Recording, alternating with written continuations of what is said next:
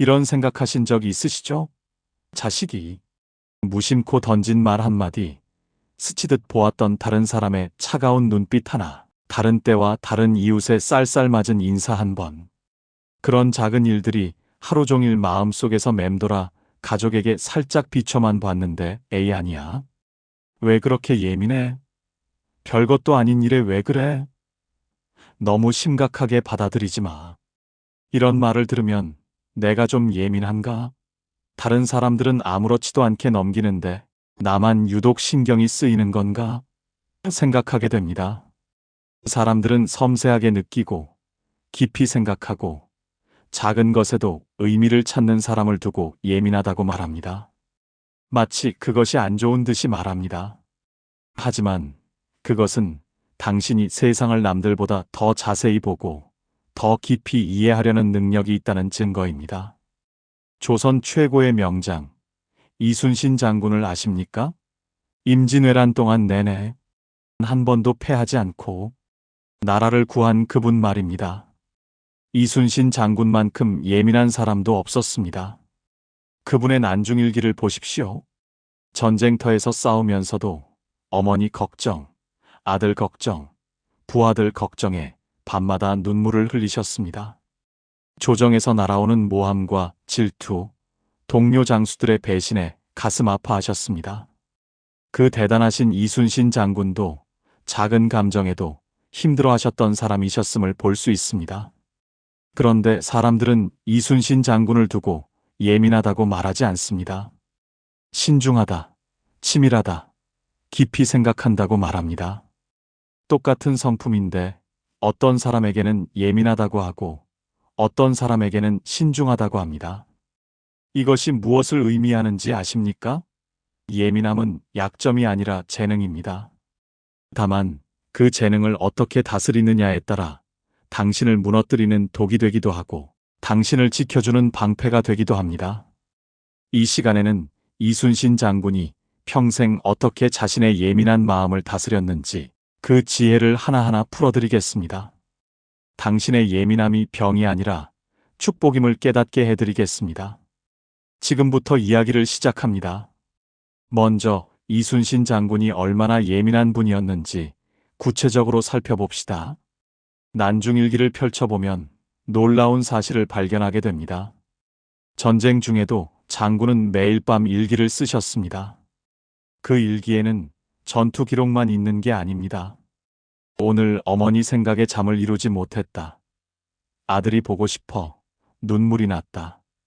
부하 장수 한 명이 병들어 죽었다는 소식에 하루 종일 마음이 무겁다 같은 내용들이 빼곡히 적혀 있습니다. 전쟁터에서 목숨을 걸고 싸우는 장수가 이렇게 섬세한 감정들을 하나하나 기록했다는 것이 믿어지십니까? 보통 사람 같으면 전쟁 중인데 그런 거 신경 쓸 여유가 어디 있어라고 말했을 겁니다. 하지만 이순신 장군은 달랐습니다. 전쟁터에서도 죽음의 위협 속에서도 작은 감정 하나하나를 놓치지 않고 느끼고 기록하셨습니다. 조정에서는 끊임없이 모함이 날아왔습니다. 이순신이 왜군과 내통하고 있다. 이순신이 전공을 과장해서 보고한다. 이순신이 왕명을 어기고 제멋대로 행동한다 같은 말들이었습니다. 다른 장수였다면 헛소리다. 신경 쓰지 말자라고 넘겼을 겁니다. 하지만 이순신 장군은 그럴 수 없었습니다. 그 일기에는 억울하고 분하다. 나를 모함하는 자들 때문에 밤새 잠을 이루지 못했다는 기록이 계속 나옵니다. 심지어 동료 장수들조차 시샘하고 질투했습니다. 원균 같은 사람은 겉으로는 동료인 척하면서 뒤에서는 끊임없이 이순신을 헐뜯었습니다. 장군은 이런 배신에도 깊이 상처받으셨습니다. 함께 나라를 지켜야 할 동료가 나를 등 뒤에서 찌르니 마음이 찢어진다고 쓰셨습니다. 자, 여기까지 들으시면 이렇게 생각하실 겁니다.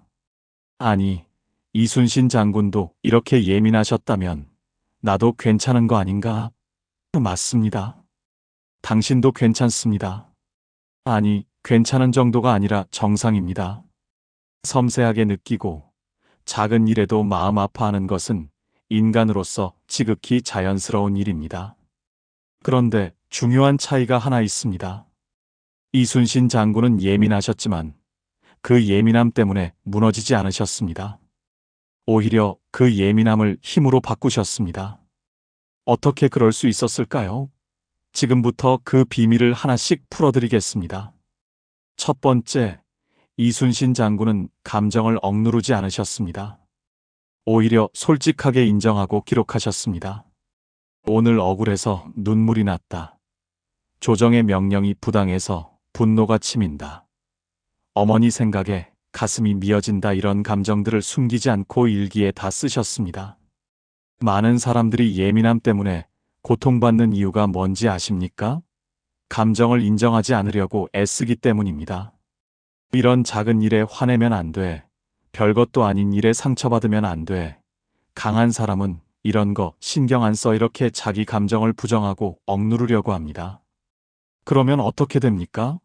감정은 사라지지 않고 마음속 깊은 곳에 쌓입니다.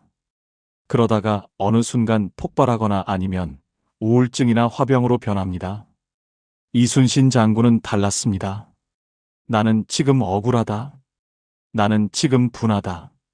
나는 지금 슬프다. 이렇게 자기 감정을 정직하게 인정하셨습니다. 감정을 인정하는 순간 그 감정은 힘을 잃기 시작합니다. 마치 어둠 속의 괴물이 불빛을 비추는 순간 그저 작은 그림자에 불과했다는 걸 깨닫는 것과 같습니다. 당신도 마찬가지입니다. 자식의 무심한 말에 상처받았다면 나는 지금 상처받았다고 인정하십시오. 이웃의 차가운 눈빛에 마음이 불편했다면 나는 지금 불편하다고 인정하십시오. 그것은 약한 게 아닙니다. 정직한 겁니다. 그리고 정직한 사람만이 마음의 평화를 얻을 수 있습니다. 두 번째, 이순신 장군은 감정을 느낀 후에 그 감정을 곧바로 행동으로 옮기지 않으셨습니다. 일기에 이런 기록이 있습니다. 오늘 조정에서 부당한 명령이 내려왔다. 화가 치밀어 당장 상소를 올리고 싶었으나 하룻밤을 자고 다시 생각해 보기로 했다. 화가 나는 순간, 분노가 치미는 순간 우리는 충동적으로 행동하고 싶어집니다. 당장 따지고 싶고 항의하고 싶고 맞서 싸우고 싶어집니다. 하지만 이순신 장군은 그러지 않으셨습니다. 감정은 느끼되 행동은 잠시 멈추셨습니다. 왜 그랬을까요? 감정이 뜨거울 때 내린 결정은 대부분 나중에 후회하게 되기 때문입니다. 화가 난 채로 자식에게 쏟아붓힌 말, 억울한 마음에 이웃에게 대든 태도, 이런 것들은 나중에 그때 왜 그랬을까 하는 후회만 남깁니다. 이순신 장군은 하룻밤을 자고 나면 생각이 달라진다는 걸 아셨습니다. 뜨거웠던 감정이 식고 나면 더 차분하게 상황을 볼 수 있다는 걸 아셨습니다. 그래서 급하게 행동하지 않으셨습니다. 일기를 쓰고 생각을 정리하고 하룻밤을 자고 그 다음 날 다시 판단하셨습니다. 당신도 마찬가지입니다. 자식의 말에 화가 치밀 때 당장 따지지 마십시오. 심호흡을 하고 물 한 잔을 마시고 하룻밤을 자십시오. 그러면 다음 날 아침, 그래, 아이도 힘들어서 그랬겠지 하고 이해할 수 있는 여유가 생깁니다. 이것이 감정을 다스리는 기술입니다. 세 번째, 이순신 장군은 혼자 끙끙 앓지 않으셨습니다. 믿을 수 있는 사람들에게 마음을 털어놓으셨습니다. 일기를 보면 이런 기록이 나옵니다. 오늘 송일입과 이야기를 나누니 마음이 한결 가벼워졌다. 송일입은 장군이 가장 신뢰하던 부하 장수였습니다. 많은 사람들이 예민함 때문에 고통받는 또 다른 이유가 뭔지 아십니까? 혼자서만 끙끙 앓기 때문입니다. 이런 걸 말하면 약한 사람으로 보일까봐, 남들이 뭐라고 할까봐, 창피해서 같은 이유로 마음속 이야기를 꽁꽁 숨깁니다. 그러면 어떻게 됩니까?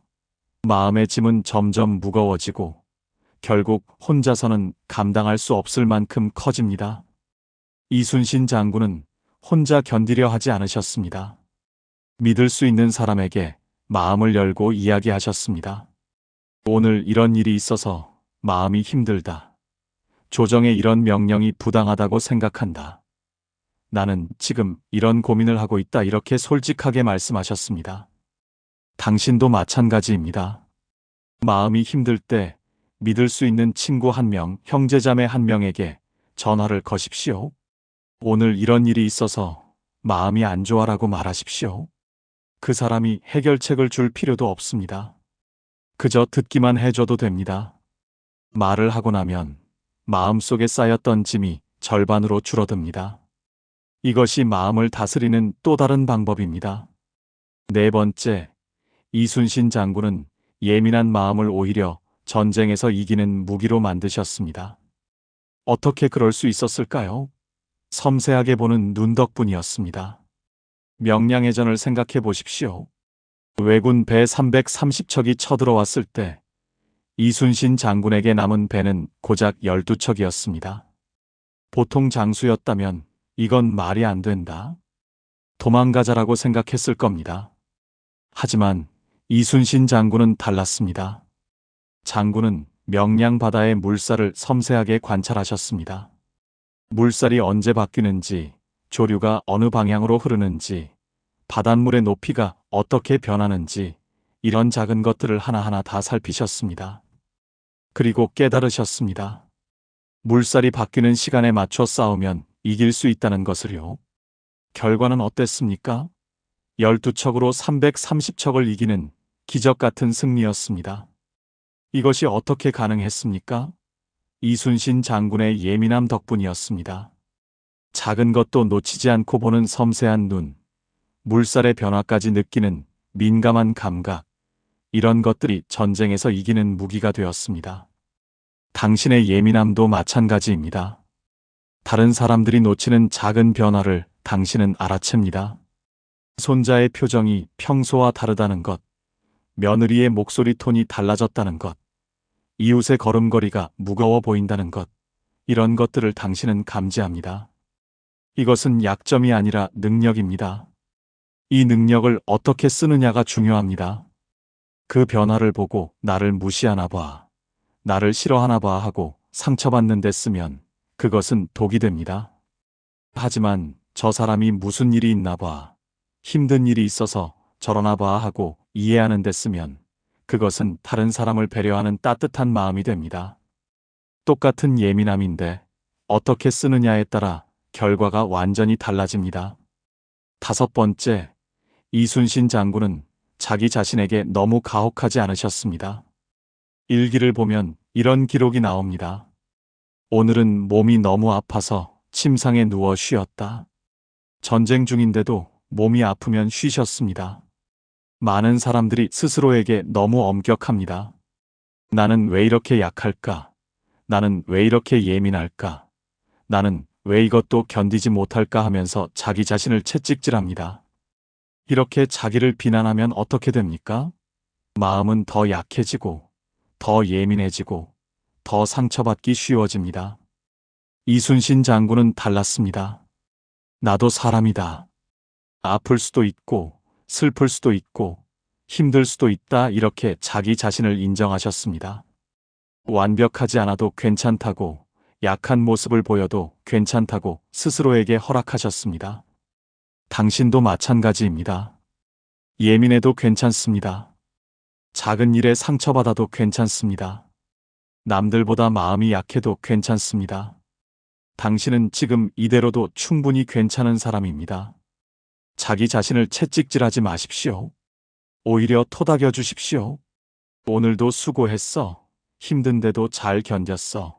괜찮아. 천천히 가자 이렇게 스스로에게 다정한 말을 건네십시오.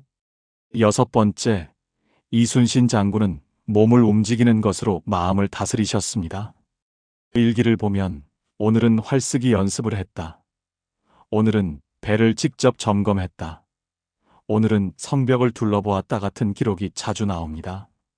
마음이 복잡하고 괴로울 때 가만히 앉아 있으면 생각은 더 꼬리를 물고 이어집니다. 어제의 상처를 떠올리고 오늘의 걱정을 하고 내일의 불안까지 미리 걱정합니다. 그러면 마음은 점점 더 무거워집니다. 이순신 장군은 그럴 때 몸을 움직이셨습니다.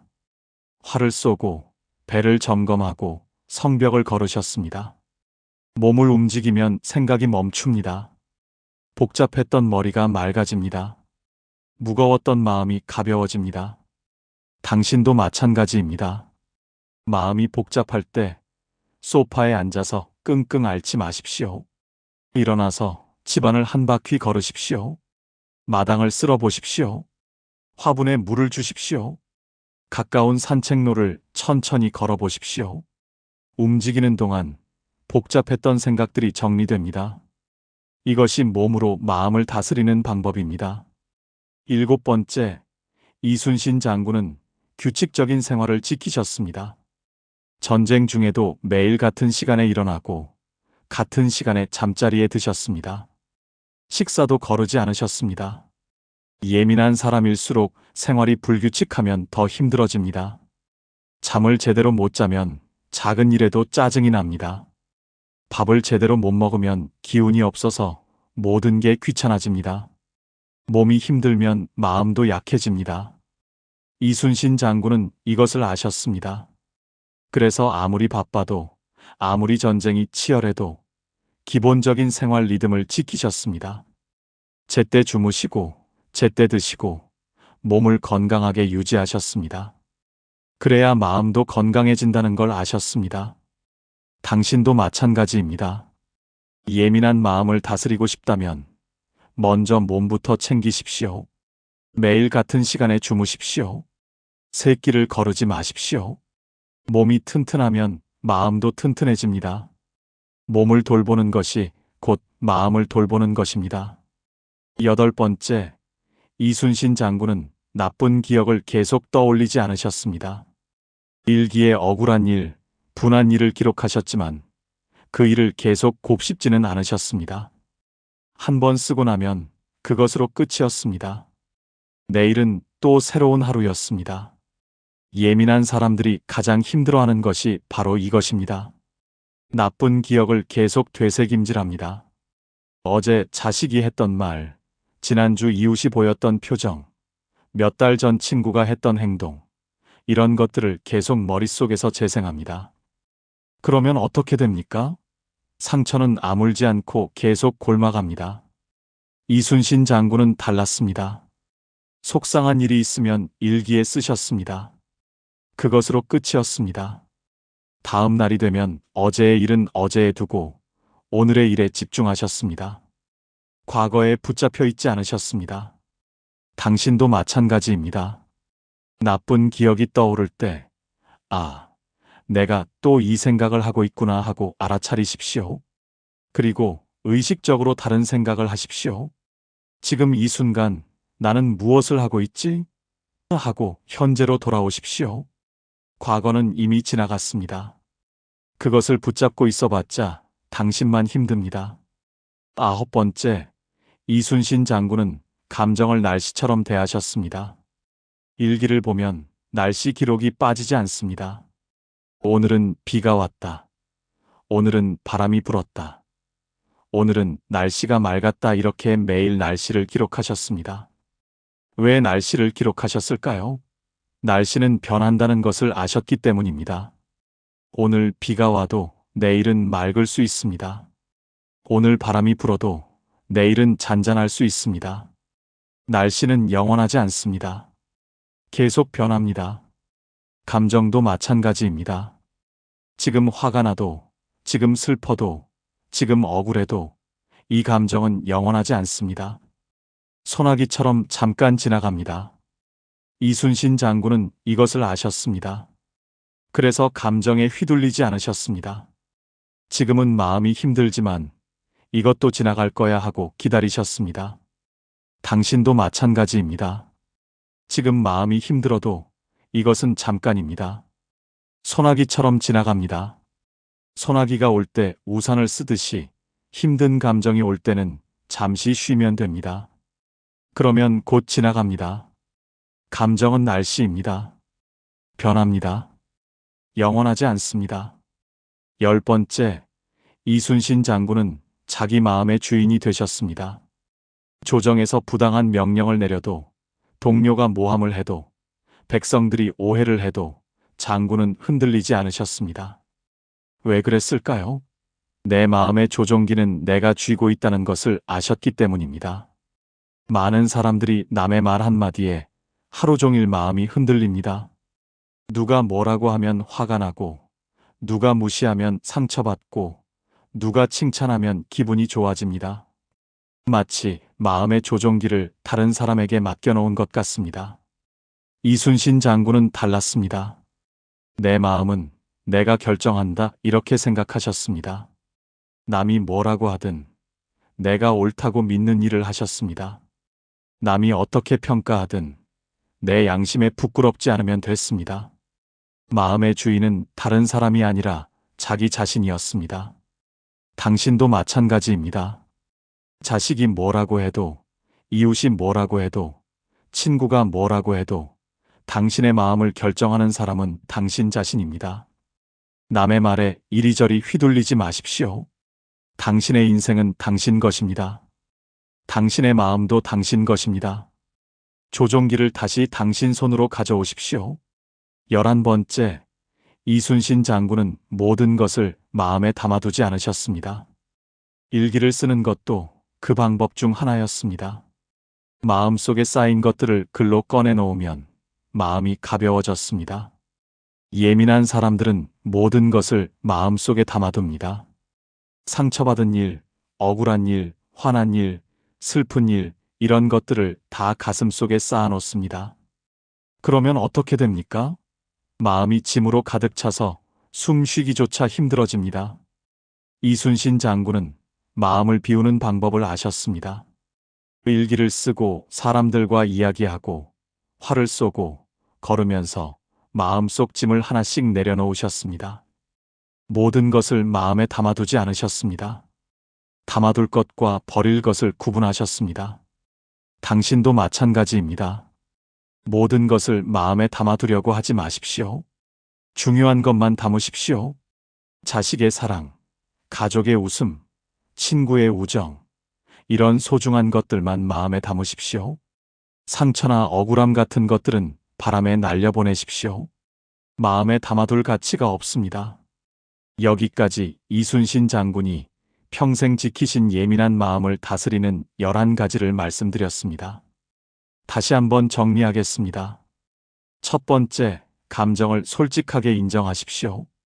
두 번째, 감정이 뜨거울 때는 행동을 잠시 멈추십시오. 세 번째, 믿을 수 있는 사람에게 마음을 털어놓으십시오. 네 번째, 예민함을 능력으로 만드십시오.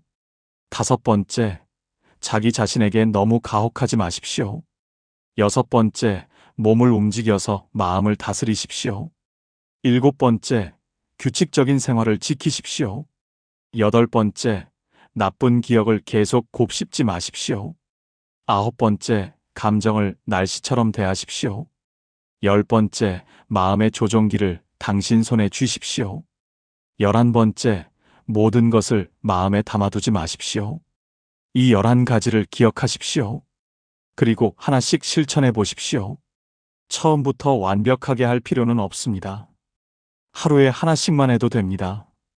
천천히, 조금씩 당신만의 속도로 나아가십시오.